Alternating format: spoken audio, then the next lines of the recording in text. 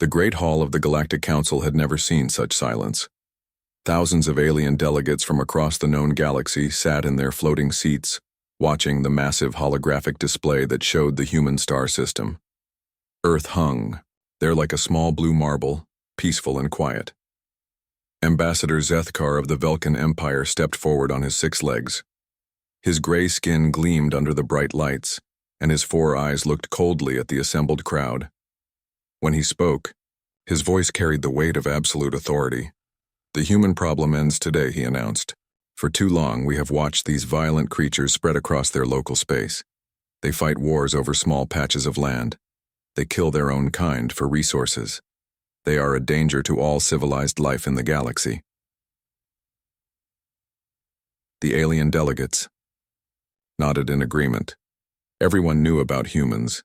They came from a world where everything tried to kill them. Their planet had deadly storms, poisonous creatures, and environments that would kill most intelligent species in minutes. The humans had somehow survived and thrived in these conditions, but that made them dangerous. The Velcan Empire, with the full support of the Galactic Council, hereby demands the complete surrender of the human species, Zethkar continued. They have 30 standard cycles to comply. All human military forces will be disbanded. All humans will relocate to designated colony worlds under our protection. Their violent nature will be controlled through proper guidance. The holographic display changed to show massive Velcan fleets gathering at the edge of human space. Hundreds of ships, each one larger than anything humans had ever built. The message was clear: resist and die. Far away from the Galactic Council, Captain Jake Morrison stood on the bridge of the UES Liberty. He was 45 years old, with gray hair and scars on his hands from years of military service. His ship patrolled the outer edge of human space, watching for any signs of alien activity. The communication officer, Lieutenant Sam Davis, turned toward him with a worried expression. "Captain, we're receiving a priority transmission from Earth Command. It's marked urgent." "Put it through," Morrison said, settling into his command chair. The main screen flickered to life, showing Admiral Roy Bennett's weathered face. The old man looked tired, but his eyes burned with determination. Behind him, the Earth Defense Command Center buzzed with activity. "All patrol captains, listen carefully," Bennett began. "We have received an ultimatum from something called the Velcan Empire. They're demanding our complete surrender. They want us to give up our ships, our weapons, and our freedom. They say they'll protect us if we become their servants." Morrison felt his jaw clench. He had fought in 3 different wars, always defending human colonies from various threats. The idea of surrender made his stomach turn. Bennett continued, "The enemy has gathered a massive fleet. Our intelligence suggests they have over 2,000 ships massing at our borders. They outnumber us by at least 50 to 1. They expect us to see their strength and give up without a fight." On Earth, President Lisa Hamilton sat in the emergency session of the Global Defense Council. The room was deep underground, protected by layers of armor and shields. Around the table sat the most powerful people on the planet, all looking at the same terrible numbers. "Show me the fleet composition." "Again," Hamilton ordered. The holographic display in the center of the table lit up, showing the Velcan formation. Each ship was marked with data about its size, weapons, and estimated crew. The numbers were frightening. 2,300 ships, reported General Pete Collins, head of Space Defense. Their smallest vessels are twice the size of our destroyers. Their largest ships are mobile battle stations with enough firepower to glass a continent. Dr. Kate Williams, Earth's leading expert on alien species, leaned forward in her chair. She was young for such an important position, only 32, but she had studied every known alien race for the past decade. "The Velcan come from a world they call Paradise Prime," she explained. "Perfect weather, no dangerous animals, abundant food and resources. Their entire species evolved without facing any real threats. When they expanded into space, they found that most other intelligent species were similar, garden worlds producing soft civilizations." "What does that mean for us?" Hamilton asked. "It means they have no idea what they're dealing with," Williams replied. Every species they've conquered before surrendered quickly when faced with overwhelming force. They assume we'll do the same because that's what civilized beings do when faced with impossible odds. Back on the Liberty, Morrison studied the intelligence reports streaming in from Earth Command. The Velcan had already sent messages to every human colony, offering the same deal. Surrender now and live as protected subjects, or resist and face complete annihilation. Some of the outer colonies were already debating surrender. The farming worlds had no military defenses and millions of civilians to protect. The mining stations in the asteroid belt were isolated and vulnerable. Fear was spreading through human space like a plague. "Captain," Lieutenant Davis called out. "We're receiving responses from other patrol ships. Most are requesting orders to fall back to Earth for the defense of the home system." Morrison nodded slowly. It was the logical choice. Concentrate all human forces around Earth and make the enemy pay for every mile of space. But something about that plan felt wrong to him. His communication officer interrupted his thoughts. "Sir, we have an incoming transmission from the Velcan fleet. They're demanding we identify ourselves and state our intentions." "Put them through," Morrison ordered. The screen flickered, showing a Velcan commander aboard what looked like the bridge of a massive warship. The alien's four eyes studied Morrison with obvious contempt. "Human vessel, you are in violation of Galactic Council regulations," the alien said through a translation device. "Return to your home system immediately and prepare for peaceful occupation. Resistance will result in the complete destruction of your species." Morrison stood up slowly, his hands clasped behind his back. "This is Captain Jake Morrison of the United Earth ship Liberty. We're conducting routine patrol in sovereign human space. You have no authority here." The Velcan commander's eyes narrowed. "Sovereign space? Primitives from a death world have no right to claim territory. You exist only because the civilized galaxy has shown mercy. That mercy has limits." "Let me make something clear," Morrison replied, his voice steady and cold. "Humans don't beg for mercy. We earn our place in the universe through our own strength. If you want our worlds, you'll have to take them." The alien looked genuinely puzzled. "You would choose extinction over peaceful subjugation? Your entire species would die for the sake of pride?" Morrison smiled, but there was no warmth in it. "You call it pride. We call it being human. You have 30 cycles to get out of our space. After that, we'll consider your presence an act of war." The transmission ended abruptly. Around the bridge of the Liberty, the crew exchanged glances. They all knew what this meant. War was coming, and the odds were impossible. Lieutenant Davis spoke quietly. "Captain, should we send word to Earth Command about this contact?" "Send everything," Morrison ordered. "Tell them the Velcan expect us to roll over and die quietly.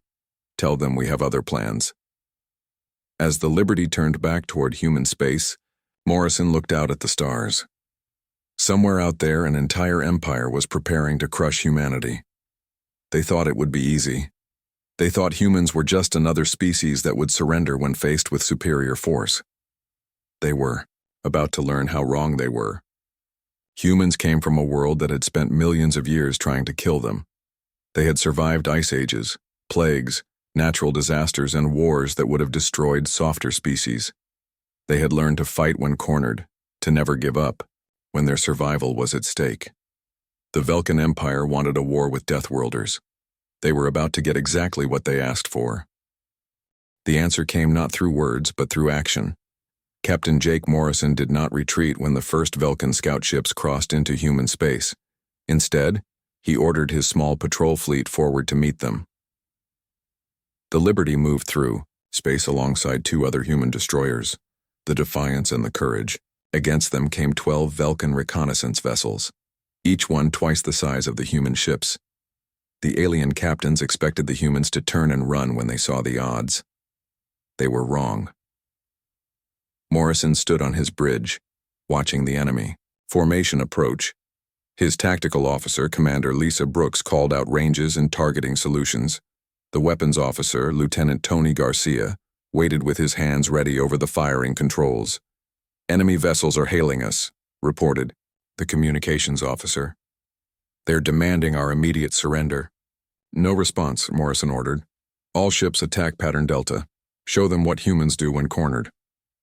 The battle lasted exactly 47 minutes. When it ended, 3 human destroyers had turned 12 Velcan scout ships into expanding clouds of metal and gas. The human ships were damaged but still fighting. The Velcan ships were simply gone. The difference came down to one simple fact that the aliens had never considered. Human ships were built to operate in conditions that would kill their crews. Human crews were trained to fight while pulling acceleration forces that would turn alien bodies into liquid. While Velcan ships had to limit their speed and maneuvers to keep their crews alive, human vessels could twist and dive through space, like angry hornets. The aliens found themselves trying to hit targets that moved in ways their computers said were impossible. Morrison's ship took direct hits from alien weapons, but his crew kept fighting even as sections of the hull vented. Atmosphere. Damage control teams worked in spaces filled with toxic smoke and radiation. They sealed breaches with their bare hands and kept the weapons firing until the last enemy ship was destroyed. The news of the victory spread through human space faster than the official reports. On Luna Base, Commander Alex Turner received the battle recordings and smiled grimly. He was preparing the 3rd Marine Battalion for deployment, and the footage gave his troops exactly what they needed to see. Turner's Marines were not ordinary soldiers. They were volunteers from Earth's most extreme environments, men and women who had survived combat in the Antarctic wastelands, where the cold could freeze a person solid in minutes, mountain warfare specialists who had fought at altitudes where the air was too thin for most humans to even breathe. There were deep-sea combat veterans who could function in crushing pressure and total darkness. Desert fighters who had learned to battle in heat that would cook alien flesh in hours. Arctic commandos who saw temperatures of -50 degrees as merely uncomfortable. Listen up, Turner addressed his assembled troops in the briefing hall. The enemy thinks we're soft because we come from a death world. They think our planet made us weak. They're about to learn the opposite is true. He activated the holographic display, showing images of typical Velcan worlds. Garden planets with perfect climates, gentle weather, and abundant resources. No predators, no natural disasters, no environments that challenged the beings who lived there. Their soldiers have never had to fight in conditions worse than a mild rainstorm, Turner continued. We're going to show them what warriors from Earth can do in real combat situations. Meanwhile, in the orbital shipyards around Earth, engineer Paul Rodriguez worked around the clock to modify human warships. The changes he was making would have seemed insane to any alien observer who understood them. Rodriguez was installing armor made from compressed asteroid materials that could only be shaped using techniques developed in Earth's deepest mines. The metal was so dense that most species would be crushed by its weight, but human construction crews handled it like it was ordinary steel. The weapon systems were being upgraded with power sources that generated heat signatures matching small stars. Any other species would have evacuated their ships rather than work around such dangerous equipment, but human engineers saw it as just another challenging project. The cooling systems alone would kill most alien crews, Rodriguez explained to his team. The radiation from our power cores would give them cancer in hours, but we've been working with this stuff since we started splitting atoms on Earth. At Peterson Space Force Base, Colonel Nancy Foster briefed her fighter pilots on new tactical doctrines. These were not the careful, methodical strategies that dominated galactic warfare. These were tactics based on Earth's most violent sports and combat traditions. Forget everything you know about civilized space combat, Foster told the assembled pilots. The enemy expects us to fight like gentlemen. They expect orderly formations, predictable maneuvers, and reasonable tactics. We're going to fight like what we are, predators from a world that spent millions of years trying to kill us. The new tactics included ramming attacks at speeds that would liquefy alien crews, boarding actions conducted in hard vacuum without environmental suits, combat maneuvers that took advantage of human ability to function while injured or under extreme stress. Foster's pilots came from backgrounds that had prepared them for exactly this kind of warfare. Former test pilots who had survived crashes that should have been fatal. Combat veterans who had learned to fly damaged aircraft through storms and enemy fire. Astronauts who had worked in the radiation fields around Jupiter's moons. The enemy has never fought anyone who could survive what we consider normal operating conditions, Foster explained. When their ships lose life support, their crews die, in minutes. When our ships lose life support, we put on masks and keep fighting. On Earth itself, President Lisa Hamilton coordinated the global response to the Velcan ultimatum. Every human colony had been given the same choice: surrender or face annihilation. The response from across human space was the same everywhere: no surrender, no retreat, no mercy for tyrants. Dr. Kate Williams monitored alien communications from her command center deep in the Rocky Mountains. The facility had been built to survive direct nuclear strikes, and it was currently the most secure location on Earth. The Velcan are confused by our response, she reported to the president. Their intercepts of our communications show they can't understand why we're not negotiating. They keep expecting us to ask for terms or offer partial surrender. Hamilton looked at the status report streaming in from across human space. Every colony was preparing for siege. Every military unit was moving to battle positions. Even the civilian population was organizing resistance cells and evacuation plans.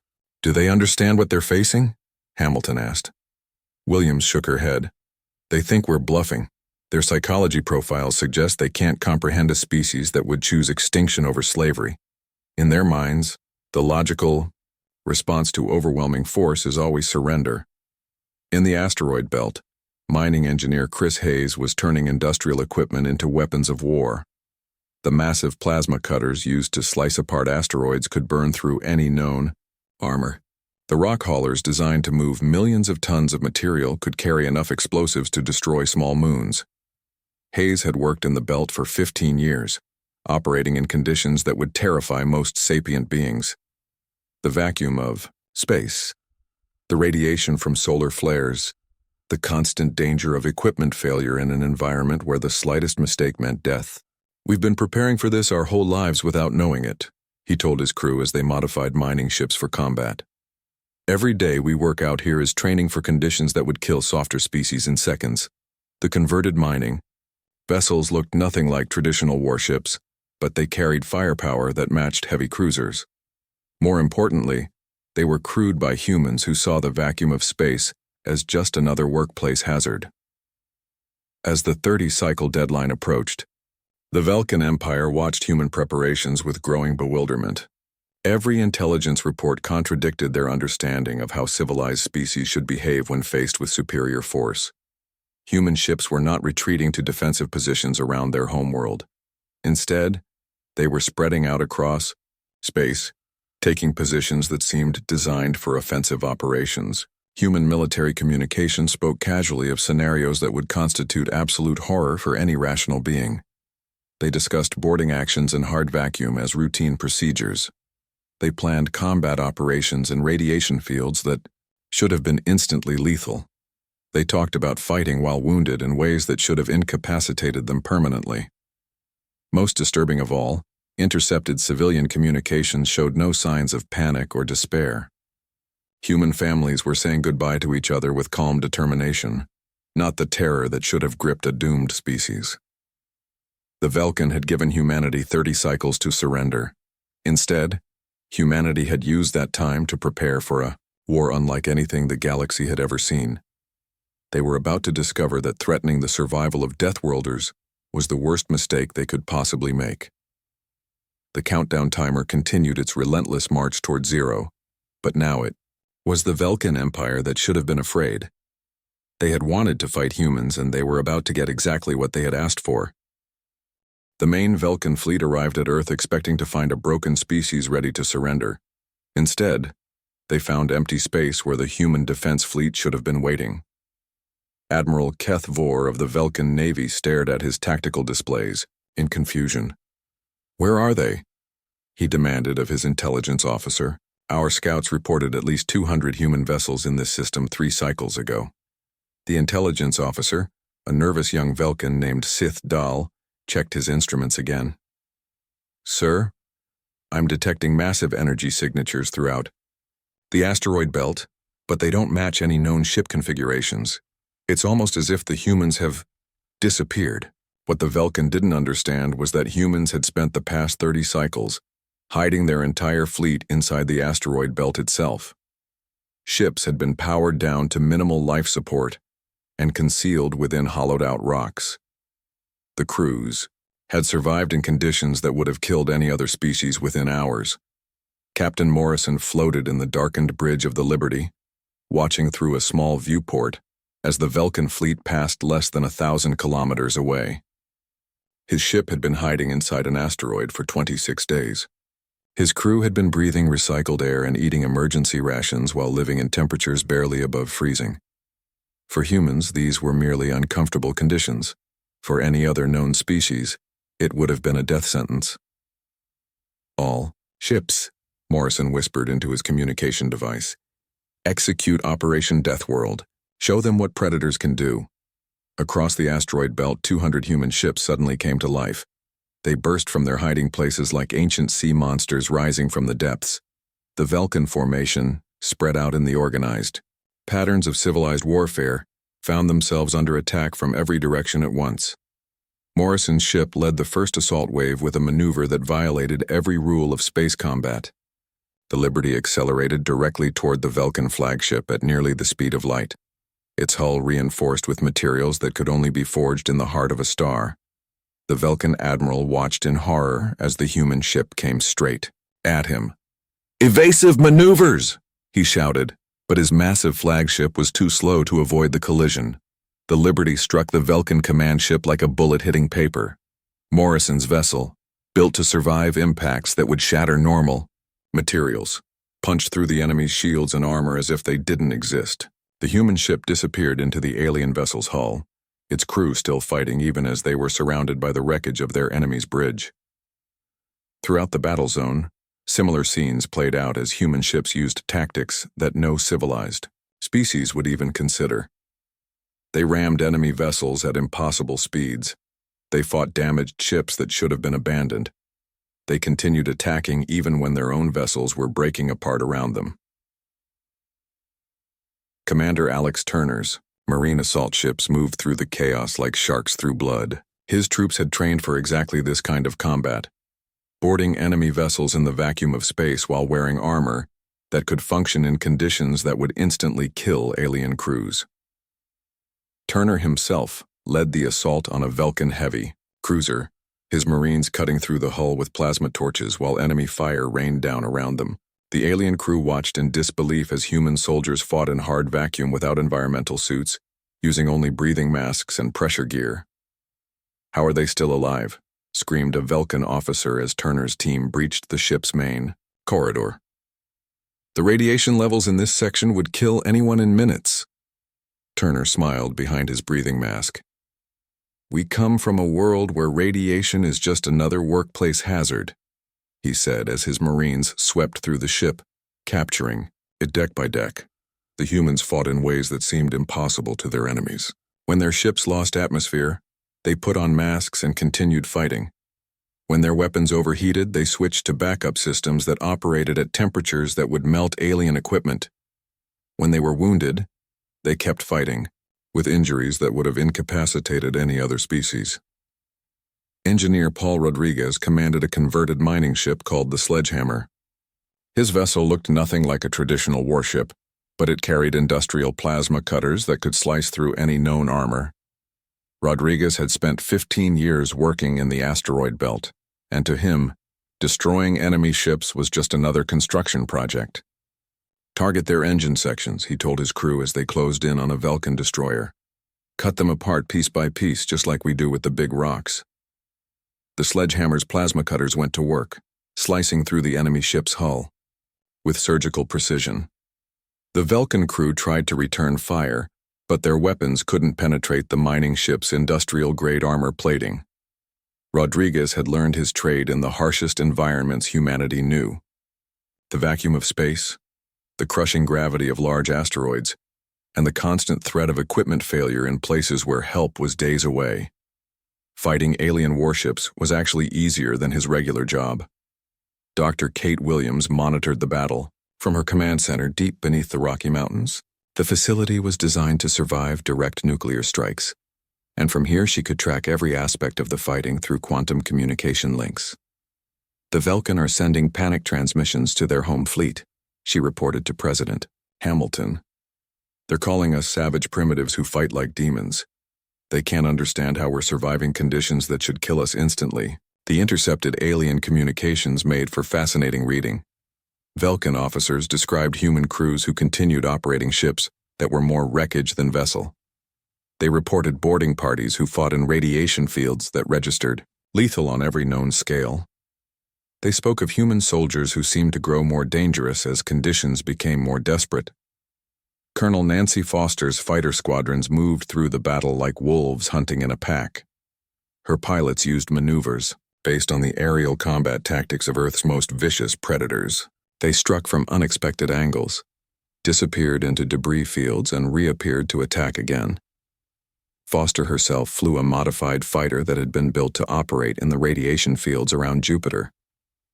Her ship could function in environments that would fry the electronics of any alien vessel, and she used this advantage to strike at enemies who thought they were safely hidden.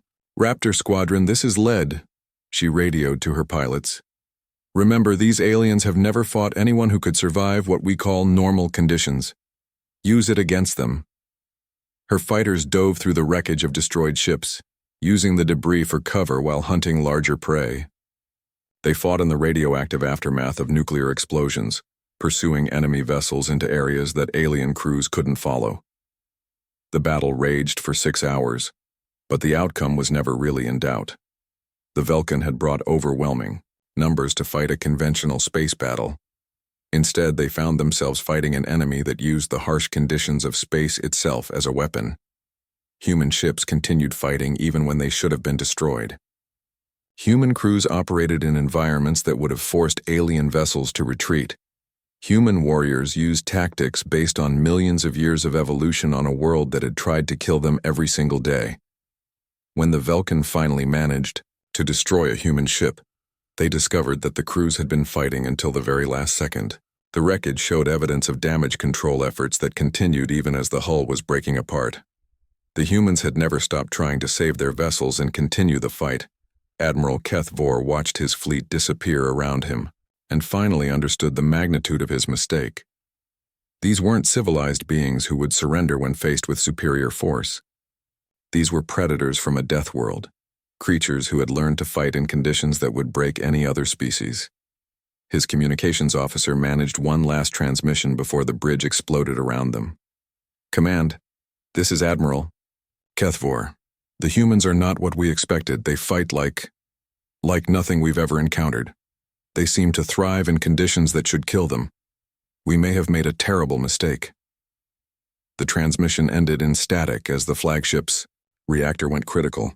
Across the battlefield, the remnants of the Velcan fleet scattered in all directions, carrying word of humanity's impossible victory back to their empire.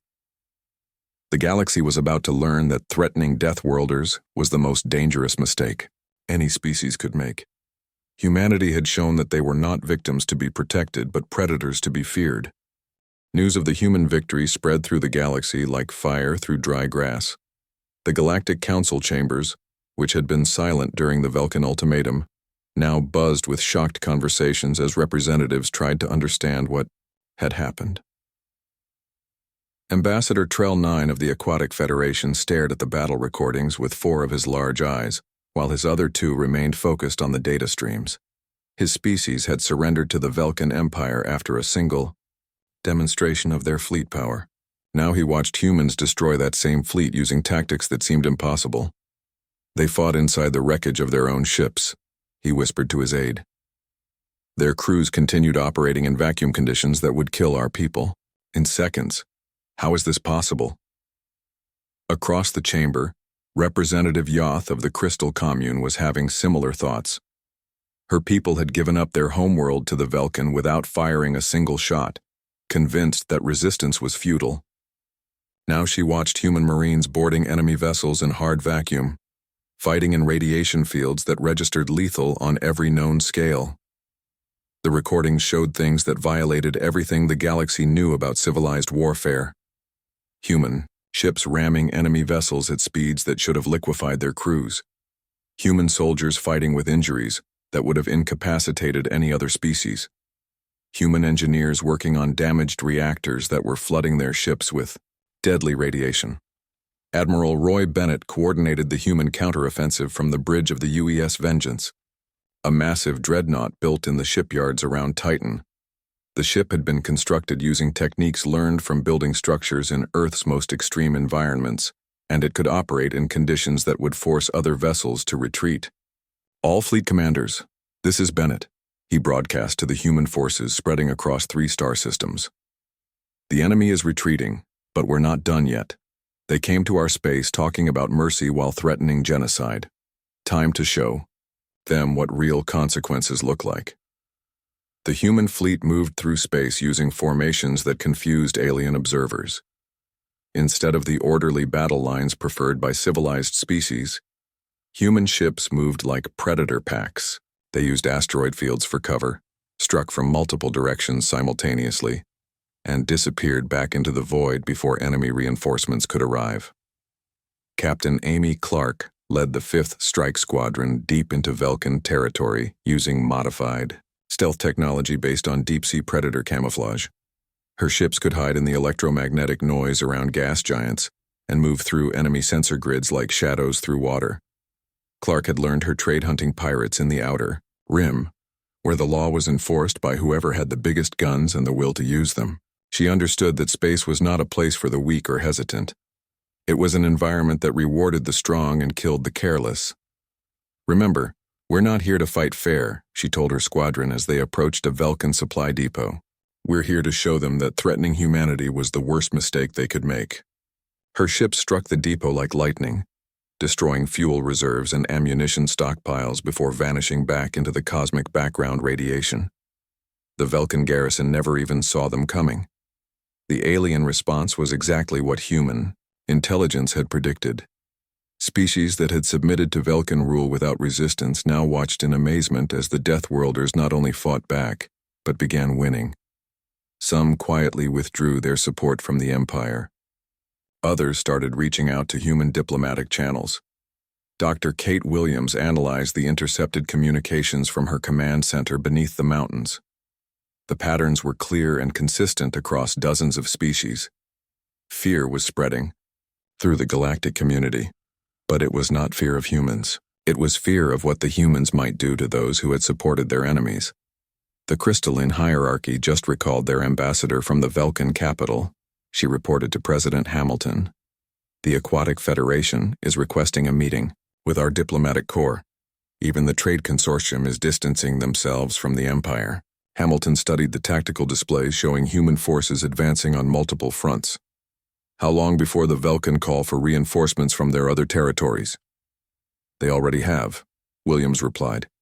But their subject species are developing sudden problems with ship maintenance and supply shortages.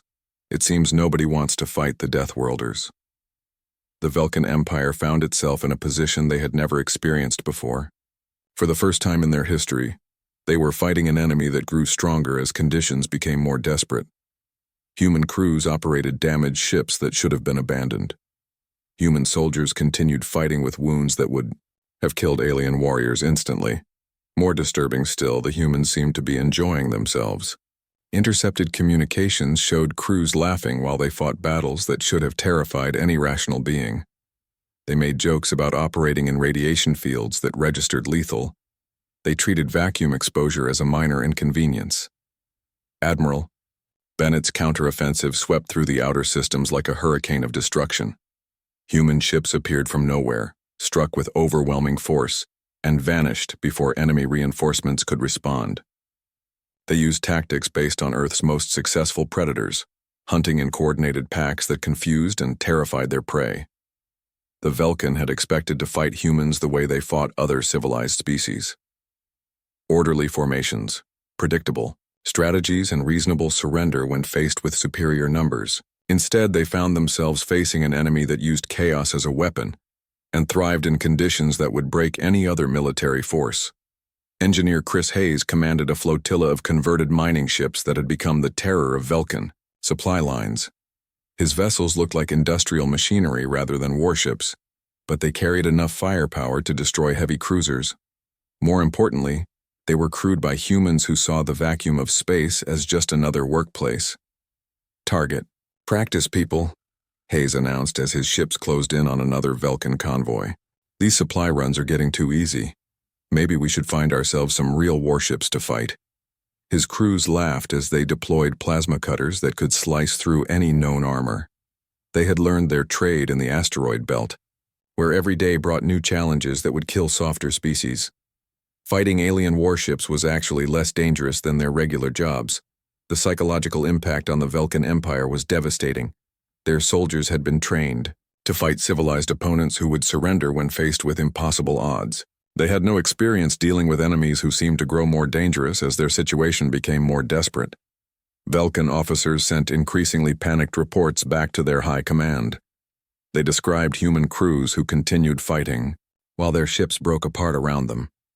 They reported boarding parties who seemed immune to weapons that should have killed them instantly. They spoke of human warriors who appeared to be having fun while fighting battles that should have been nightmares. Colonel Nancy Foster's fighter squadrons had pushed deep into Velcan space, striking at targets that the enemy thought were safely protected.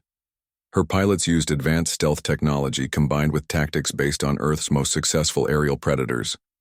The enemy is pulling back to their core systems, she reported during a briefing with Fleet Command. They're abandoning their outer colonies and concentrating their remaining forces around their homeworld. Admiral Bennett smiled grimly at the news. Good. Let them huddle together in fear. We'll show the galaxy what happens when someone threatens the survival of Deathworlders. The Galactic Council called for an emergency session to address the crisis.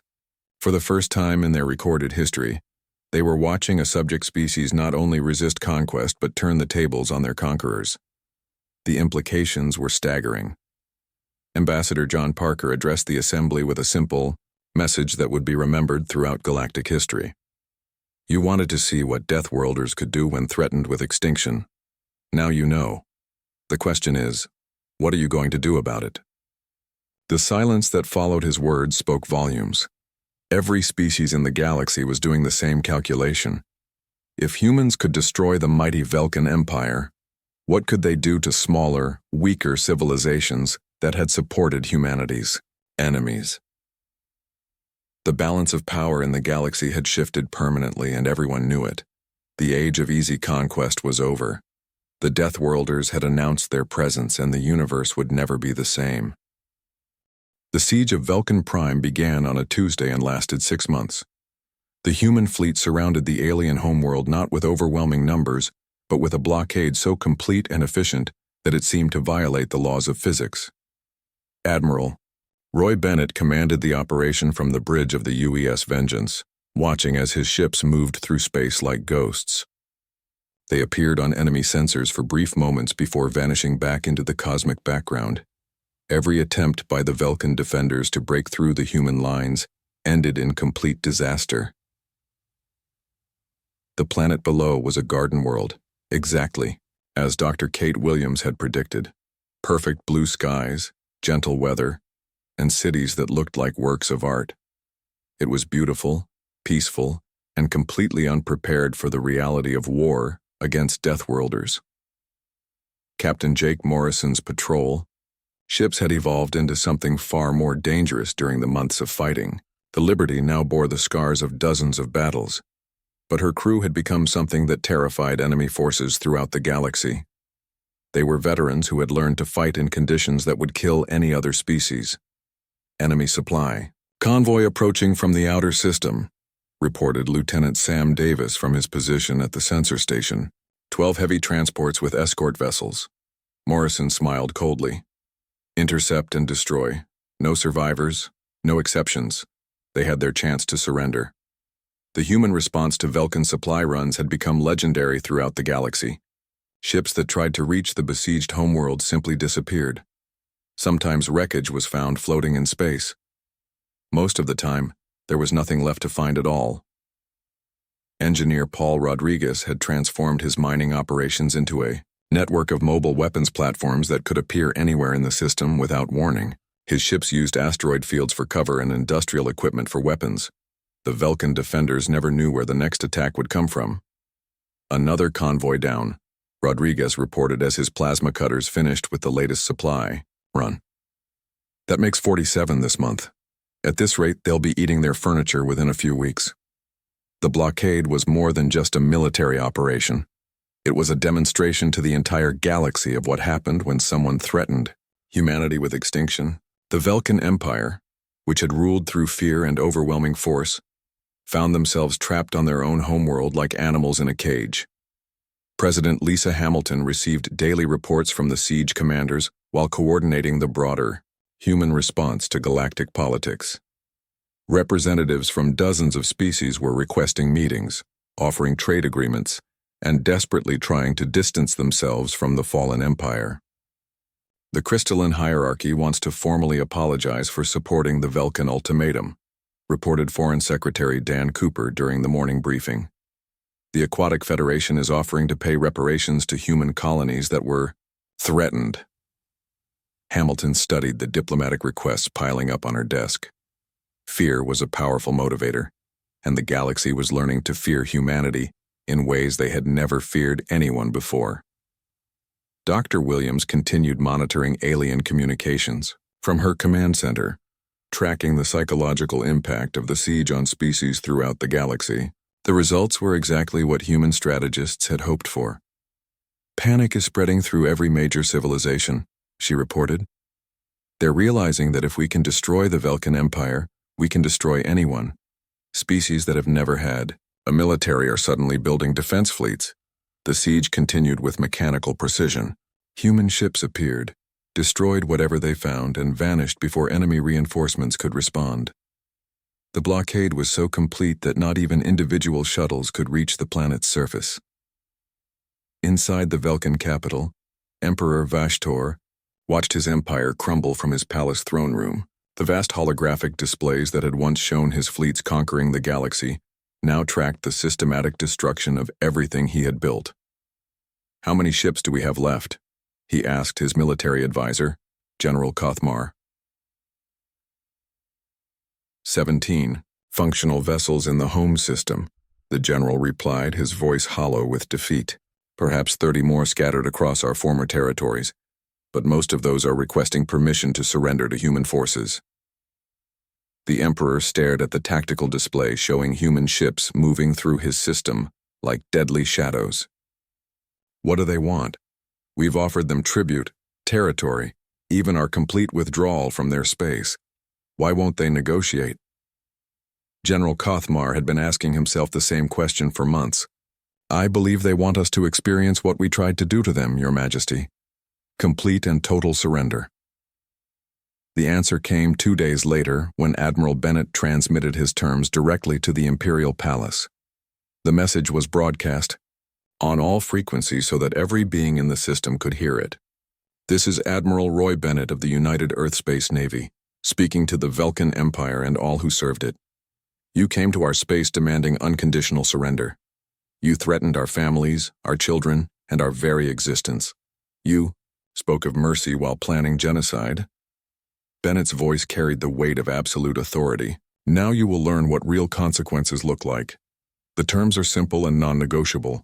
Complete surrender of all Velcan military forces, war crime tribunals for your leadership, reparations to every species you have subjugated, and the understanding that humanity is now watching you. Emperor Vashtor finally requested a meeting with human leadership after 6 months of siege. The meeting took place aboard the UES Liberty, in the same conference room where Captain Morrison had first received the Velcan ultimatum. Morrison now wore the uniform of a fleet admiral, promoted through combat and victory rather than politics. His face carried new scars from battles across the galaxy, and his eyes held the cold certainty of someone who had seen the true face of war. The Emperor entered the room accompanied by 2 guards, looking around nervously at the human officers, who stood at attention. Everything about the ship spoke of functionality over beauty, strength over elegance. This was a vessel built by a species that valued survival above all else. Admiral Morrison, the Emperor began, his translator converting his words into human speech. We expected you to show mercy, to accept reasonable terms for the greater good of galactic peace. Morrison's response became legendary throughout the galaxy, repeated in 1,000 languages on 1,000,000 worlds. You came to our home speaking of mercy while threatening to exterminate us. You expected us to surrender because you thought we were weak. You forgot that mercy is something you earn, not something you demand. He leaned forward in his chair, his scarred hands clasped on the table. And you never bothered to learn what happens when you threaten the survival of Deathworlders. The formal surrender ceremony took place on Earth itself, in the same chamber where the Global Defense Council had first received the Velcan ultimatum. Representatives from across the galaxy watched as the most powerful military empire in known space submitted to a species they had dismissed as primitive savages. The terms were harsh but fair. The Velcan leadership would face justice for their crimes, but their people would survive. Their military would be disbanded, but they would be allowed to rebuild as a peaceful civilization. Most importantly, they would serve as an example to the galaxy of what happened when someone threatened humanity. Dr. Williams published her final report on the conflict, noting that humanity's success had not come from superior technology or overwhelming numbers. It had come from their fundamental nature as survivors from a world that had never shown them mercy.